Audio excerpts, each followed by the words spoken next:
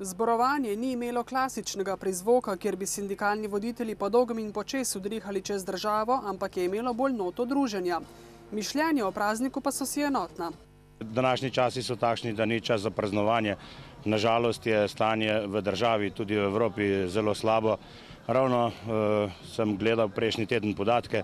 Leta 1993 je bilo 119 tisoč nezaposlenih, danes se že približujemo tej številki, torej brezposelnost je 12,4%.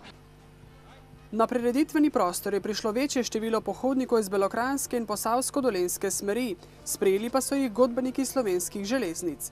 Prisotne je pozdravil predsednik zveze Branko Celinšek. Kaj pa sindikalna revolucionarnost? In te revolucionarnosti mislim, da pri Slovencih ne manjka in jo ne bo zmanjkalo.